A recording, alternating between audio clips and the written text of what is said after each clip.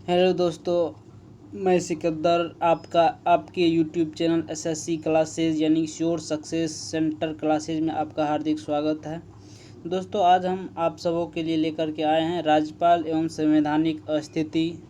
राज्यपाल, सभी राज्य के राज्यपाल एवं उससे संवैधानिक स्थिति के बारे में हम चर्चा करने वाले हैं। तो चलिए दोस्तों, आगे बढ़ते हैं। क्या है इसमें?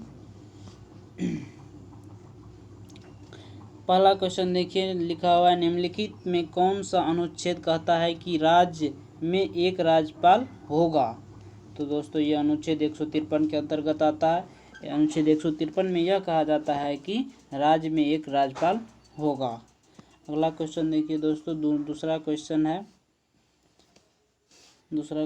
संविधान के किस अनुच्छेद में कहा गया है कि राज्य की समस्त कार्यपालिका की शक्तियां राज्यपाल में निहित होती है। तो अनुच्छेद 154 में कहा गया है कि राज्य की समस्त कार्यपालिका शक्तियां राज्यपाल में निहित होती है।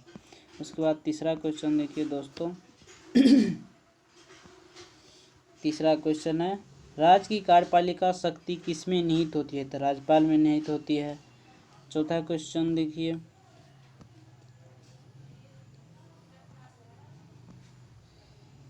राज्य सरकार का कार्यकारी अध्यक्ष कौन होता है। तो राज्यपाल होता है। उसके बाद पांचवा क्वेश्चन देखिए, भारतीय संविधान के अनुसार राज्य का अधिशासी प्रधान कौन होता है। वो राज्यपाल होता है। भारतीय संविधान के अनुसार राज्य का अधिशासी प्रधान कौन होता है। तो राज्यपाल होता है। छठवां क्वेश्चन देखिए, राज्य का संवैधानिक प्रमुख कौन होता है। तो वो राज्यपाल होता है। राज्य का संवैधानिक प्रमुख कौन होता है। तो राज्यपाल होता है। उसके बाद राज्यपाल राज्य में किसका प्रतिनिधि होता है। राष्ट्रपति का। राज्यपाल राज्य में किसका प्रतिनिधि होता है। तो ये राष्ट्रपति का होता है दोस्तों।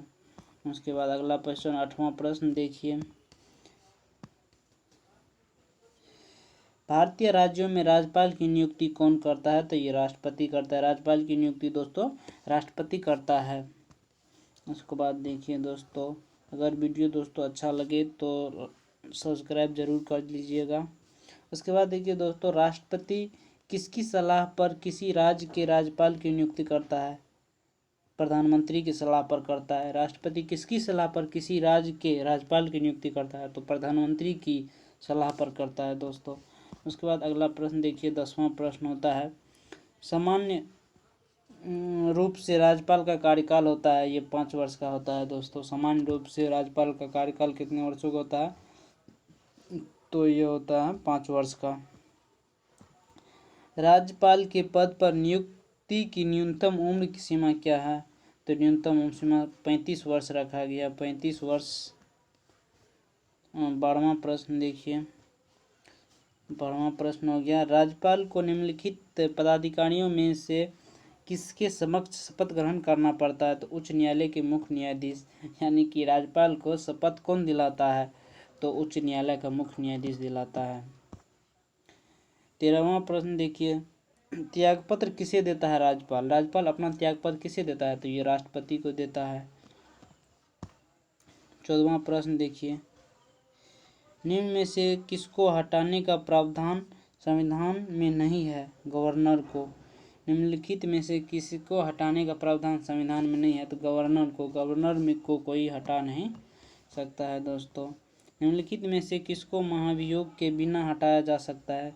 राज्य के राज्यपाल को। किसी राज्य के राज्यपाल को बिना महायोग का हटाया जा सकता है। उसके बाद अगला प्रश्न देखिए, 16 में राज्यपाल द्वारा अध्यादेश जारी करने से संबंधित शक्तियों का वर्णन संविधान के किस अनुच्छेद में दिया गया है। तो अनुच्छेद 217 में दिया गया है।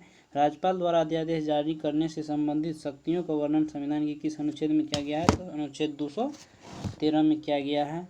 ये हो गया।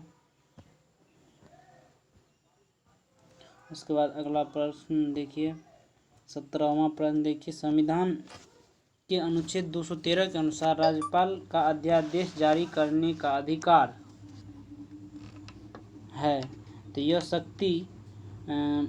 शक्ति मंत्रिमंडल के परामर्श पर प्रयुक्त की जाती है। यह शक्ति मंत्रिमंडल के परामर्श पर प्रयुक्त की जाती है। उसके बाद अगला प्रश्न देखिए, गवर्नर द्वारा जारी किया गया अध्यादेश किसके द्वारा मंजूर किया जाता है? तो ये विधानमंडल के द्वारा मंजूर किया जाता है। अगला प्रश्न देखिए दोस्तों, राज्य विधानमंडल के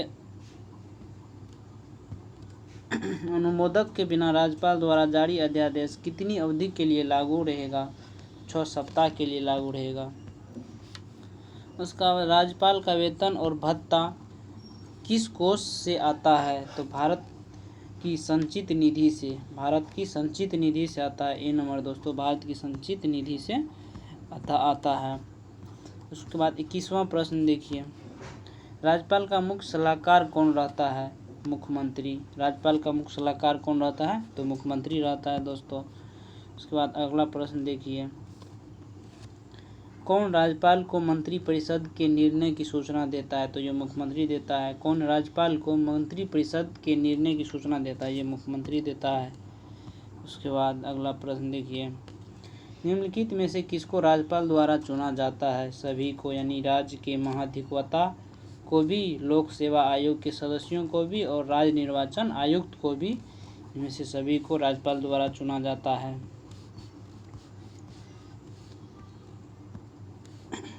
किसकी रिपोर्ट पर ही राज्य में राष्ट्रपति शासन लागू हो सकता है? राज्यपाल की रिपोर्ट पर ही राज्य में राष्ट्रपति शासन लागू हो सकता है।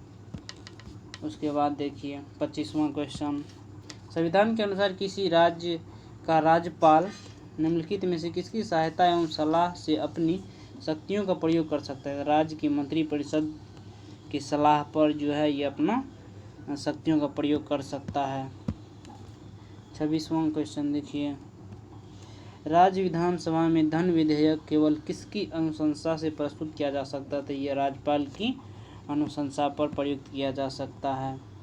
इसके बाद 27वां क्वेश्चन देखिए दोस्तों, निम्नलिखित में से किस संविधान संशोधन अधिनियम में एक ही व्यक्ति को 2 या 2 से अधिक राज्यों का राज्यपाल बनने संबंधी प्रावधान किया गया है? तो 7वां संविधान संशोधन में किया गया है दोस्तों ये।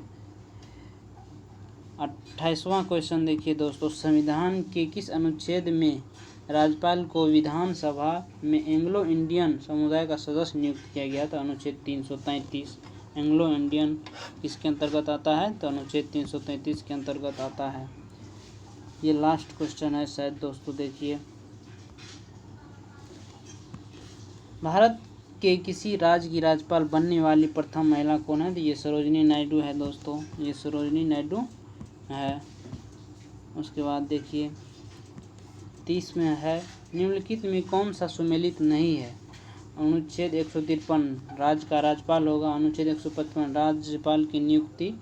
अनुच्छेद 165 राज्य का महाधिवक्ता, ये सभी सही है दोस्तों। अनुच्छेद 233 राज्यपाल के अध्यादेश जारी करने की शक्ति, ये दोस्तों सुमेलित नहीं है, ये गलत है।